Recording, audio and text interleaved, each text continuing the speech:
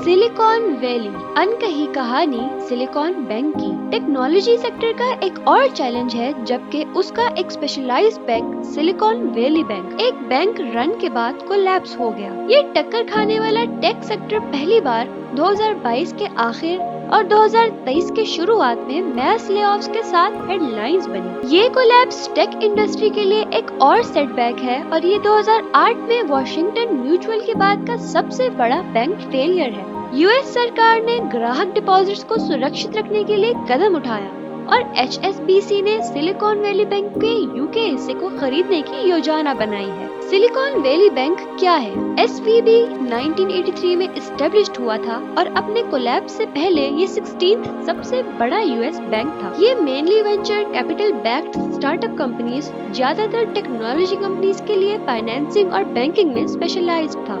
मार्च 2023 में बस 2 दिन में SVB बैंक ग्राहक अपनी रकम निकालने के लिए भाग दौड़ में उतरे, जिसकी वजह से बैंक सिर्फ 2 दिन में इंसॉल्वेंट से बैंकरप्ट हो गई। इस पर फेडरल रेगुलेटर्स ने 10 मार्च 2023 को बैंक को परमानेंट तौर पर बंद कर दी। SVB का कोलैप्स यूएस के इतिहास में वॉशिंगटन म्यूचुअल के बाद दूसरा सबसे बड़ा बैंक फेलियर था।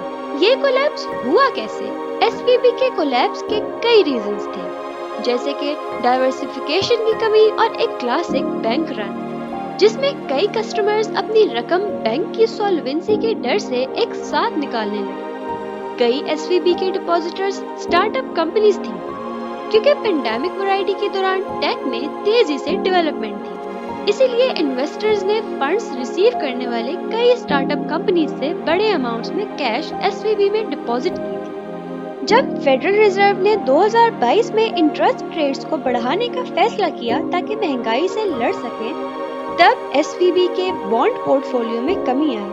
अगर SVB ने वो बॉन्ड्स उनके मैच्योरिटी डेट तक रखे होते तो उनका कैपिटल रिकवर हो सकता था। सिलिकॉन वैली बैंक पहले छोटे समय में पैसा उधार देती थी, लेकिन 2021 में उन्होंने ज्यादा प्रॉफिट के लिए ट्रेजरीज जैसे लंबी टर्म सिक्योरिटीज में पैसा इन्वेस्ट करने का फैसला किया और वो अपनी लायबिलिटीज को तुरंत कैश में लिक्विडेट करने के लिए शॉर्ट टर्म इन्वेस्टमेंट से सुरक्षित नहीं किया। उनका पैसा महीनों तक इंसॉल्वेंट था, क्योंकि ये अपने एसेट्स को बिना बड़े नुकसान के लिक्विडेट नहीं कर सकते थे। जब फाइनेंशियल फैक्टर्स टेक सेक्टर को अफेक्ट करने लगे, तब कई बैंक कस्टमर्स ने पैसा निकाल लिया, क्योंकि वेंचर कैपिटल डिलाइटफुल होने लगा। SVB के पास ये पैसा तुरंत कैश में नहीं था, क्योंकि ये पैसा लंबी टर्म इन्वेस्टमेंट्स में बंद गया था। उन्होंने अपने बॉन्ड्स को बड़े नुकसान के साथ बेचना शुरू किया, जिससे ग्राहकों और इन्वेस्टर्स को परेशानी हुई। एसेट्स को बेचने की सूचना देने के 48 घंटे के अंदर बैंक कोलैप्स हो गई। कौन कौन अफेक्ट हुआ बैंक कोलैप्स से? SVB के स्टॉक होल्डर्स और इन्वेस्टर्स को बड़ा नुकसान हुआ, क्योंकि उनकी इन्वेस्टमेंट्स FDIC के द्वारा सुरक्षित नहीं थी, जो कि कस्टमर्स के लिए होती है। और एक समस्या ये भी थी कि तुरंत खर्चों जैसे पेरोल के लिए डिपॉजिट से पैसा नहीं था। कुछ बड़े टेक कंपनीज जैसे Etsy, Roblox, Rocket Labs और Roku में भी बड़ा पैसा SVB में इन्वेस्ट किया हुआ। FDIC के द्वारा यूजुअली बैंक्स की सुरक्षा होती है, लेकिन अकाउंट्स सिर्फ $250,000 तक ही इंश्योर्ड था। कंपनी अकाउंट्स के लिए ये कम होता है, क्योंकि वो महीने में लाखों या करोड़ों खर्च कर सकते हैं। FDIC के द्वारा यूजुअली बैंक्स की सुरक्षा होती है, लेकिन अकाउंट्स सिर्फ $250,000 तक ही इंश्योर्ड थी। कंपनी अकाउंट्स के लिए ये कम होता है, क्योंकि वो महीने में लाखों या करोड़ों खर्च कर सकते हैं। फर्स्ट सिटीजन्स बैंक ने सिलिकॉन वैली बैंक परचेज किया। 26 मार्च 2023 को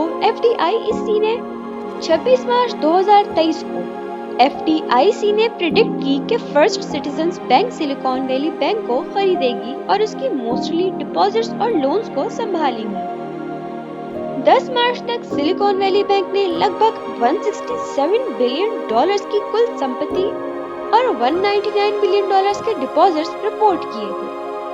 फर्स्ट सिटीजन्स बैंक $16.5 बिलियन के डिस्काउंट पर करीब $72 बिलियन की संपत्ति को खरीदेगी। FDIC अपने रिसीवरशिप में लगभग $90 बिलियन की संपत्ति और सिक्योरिटीज के नियंत्रण में बनी रहेगी। सिलिकॉन वैली बैंक के सारे 17 ब्रांचेस फर्स्ट सिटीजन्स बैंक के एक डिवीजन के रूप में चलेगी। FDIC ने भी अंदाजा लगाया कि SVB के फेल होने से लगभग $20 बिलियन का खर्चा हुआ।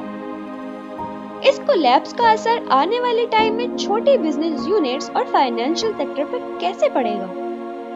तुरंत घबराहट खत्म हो गई थी जब US सरकार ने बैंक कस्टमर डिपॉजिट्स की गारंटी दी।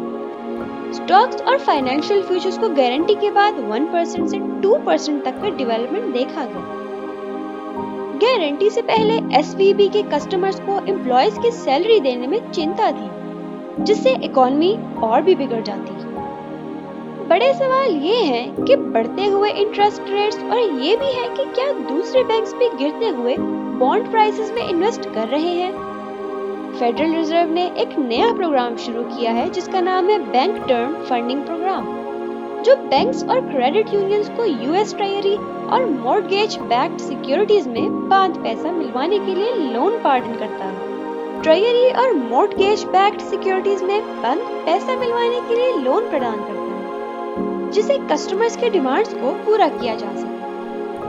ये प्रोग्राम बैंक्स को ये रोकने में मदद करता है कि स्ट्रेसफुल समय में लॉन्ग टर्म गवर्नमेंट सिक्योरिटीज को नुकसान से बचाया जा सके। अब सबसे बड़ी चिंता ये है टेक्नोलॉजी सेक्टर में, जिसे रिसेशनरी कंडीशंस ने पकड़ लिया है, जिसकी वजह से बड़े टेक कंपनीज को स्टाफ कम करने पर मजबूर किया गया है। अब उनका एक बड़ा असिस्टेंट भी गिर गया है। जंग ने कहा कि अब दूसरे बैंक्स के मैनेजमेंट टीम्स भी इन्वेस्टमेंट के रिस्क को लेकर डर से घबराए हुए हैं, जिससे स्टार्टअप्स को फंडिंग इश्यूज का सामना करना पड़ सकता है। बड़े दृष्टि से देखा जाए तो SVB के कोलैप्स से ये दिखाते हैं कि फाइनेंशियल मैनेजमेंट जरूरी है, चाहे समय अच्छा हो या चाहे बुरा। जंग ने कहा कि रिसेशनरी एनवायरनमेंट में कंपनीज को इंटरेस्ट रेट्स के बढ़ने, सप्लाई चेन इश्यूज और कैपिटल रेज करने में आने वाली मुश्किलात से बचने के लिए एक्स्ट्रा प्रिकॉशंस लेनी चाहिए। अगर वीडियो अच्छी लगे तो लाइक और सब्सक्राइब कर दीजिए और बेल आइकन को दबाना मत भूलिएगा। मिलते हैं नेक्स्ट वीडियो में।